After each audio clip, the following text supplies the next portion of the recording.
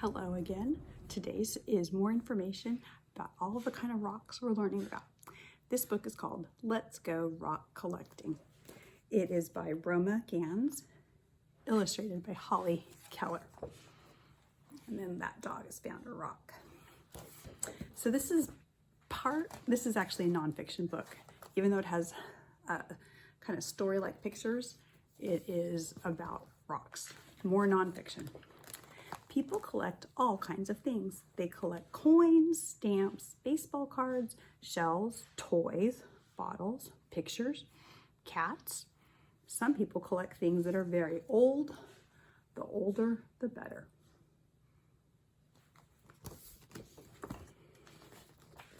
The oldest things you can collect are rocks. Most of them are millions and millions of years old. Most kinds of rocks are easy to find, but some, like diamonds and emeralds, are rare. That's why they're more valuable. Maybe you can look around your yard and find rocks and see how this one is made into a fence.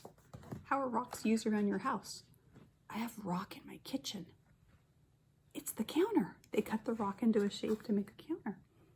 Just saying, look around your house. What do you guys use rocks for? Rocks cover the whole earth. No matter where you live on rock. There's rock under city streets and country farms, and there's rock under every ocean, river, and lake. Here's the crust, and then here is the solid rock layer. Rocks. Did you guys know we use rocks to clean our water? Yeah, when the rain comes down and it filters through all of the different layers of rock, when it goes through all of that, it cleans our water for us. And then we can use it again in 40 years. Pretty cool, huh? The Romans built roads out of rocks, and those roads are still used today. Things made of rock last and last. The rocks that make up the surface of the earth are called the Earth's crust. Most of the crust is made up of igneous rock. Igneous means it was made by heat. Inside the rock, it is very hot, hot enough to melt the rock.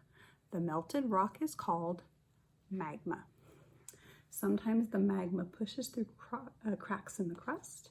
When magma comes to the surface, it is called lava. The lava cools and becomes very hard. It becomes igneous rock. Most of the Earth's igneous rock comes from volcanoes on the sea floor. Magma, magma, magma, magma, magma, lava makes igneous rock. I'm going to show you some other kinds of igneous rock. This is called granite. This is called quartz. This is another kind of quartz. And then this one is called basalt. And then not all rocks are hard. Some rocks are soft. Talc is so soft you can pinch that mineral into a powder with your fingers. Could you imagine if you were that strong? You are. Talc is number 1 on the scale for hardness of rocks. This scale right here is called Mohs scale of hardness. And it goes from 1 to 10. Quartz is number 7. Diamonds, they're number 10. They are the hardest rocks in the world. Each mineral on the scale can scratch the mineral below it. A fingernail has a hardness of about 2.5. So your fingernail can leave a scratch in talc, but not in calcite. So there's all these kind of rock names if you want to pause the video later and read some of those. Oh, I want to show you this. Look, there's that topaz right there. Remember I talked about my blue topaz? And then my ring that looks purple, it's topaz. It just got polished up. Pretty cool. Not all rocks are igneous. Do you remember the name of the next one? Sedimentary. Some are made of sediments. Sandstone is a kind of sedimentary rock. It is made of grains of sand, mud, and pebbles. We're going to make a snack this week out of that. Millions of years ago, sand was blown into rivers. The rivers carried the sand along and dropped it into the lakes or oceans. Layer after layer settled on the bottoms of the lakes and seas. The top layers, they pressed down on the bottom layers. Slowly, the lower layers of sand became stone. You'll know sandstone when you see it.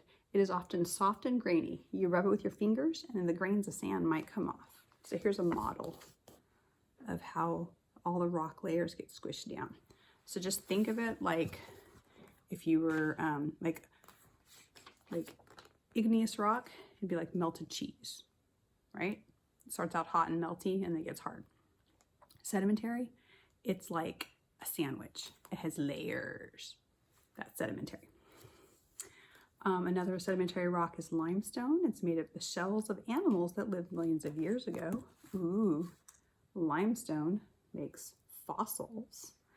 But it can be pink, tan, or other colors, and sometimes you see the outline of the shells in it.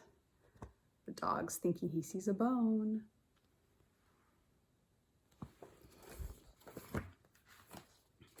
Limestone is used to make cement, like in the sidewalk and in the playground, the kindergarten playground.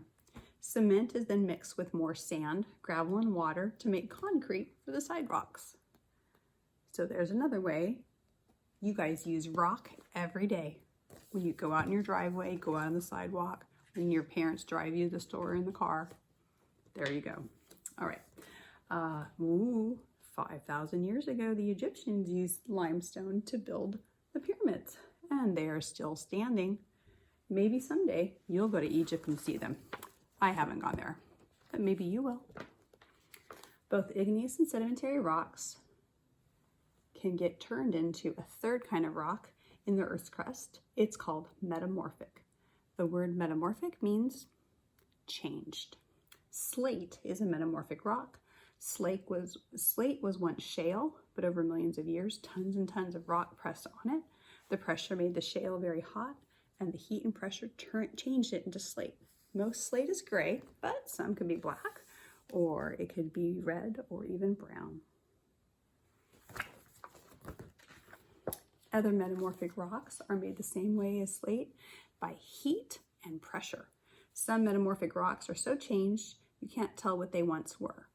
So if sedimentary is layers in a sandwich, metamorphic is like a grilled cheese sandwich. It started out as a sandwich, but you add some heat to it and it changes it.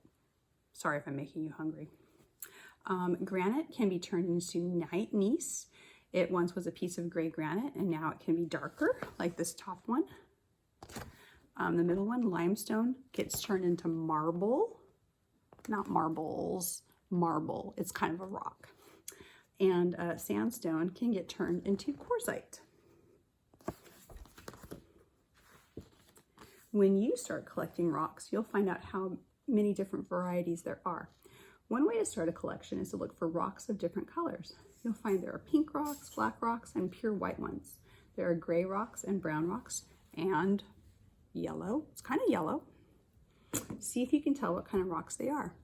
If you want, you can keep them in an eggshell or in a box. Not an eggshell, but an egg carton, excuse me. Rock collecting is fun, and one of the best things about it is you can do it anywhere. Wherever you go, try to find new rocks. You can add them to your collection. I have rocks that my girls collected when they were little, and I wonder if maybe you have rocks in the backyard where your mom started putting rocks that you collected. All right, we'll see you tomorrow with a fiction, a fun made-up story about a stone. Rocks, stone.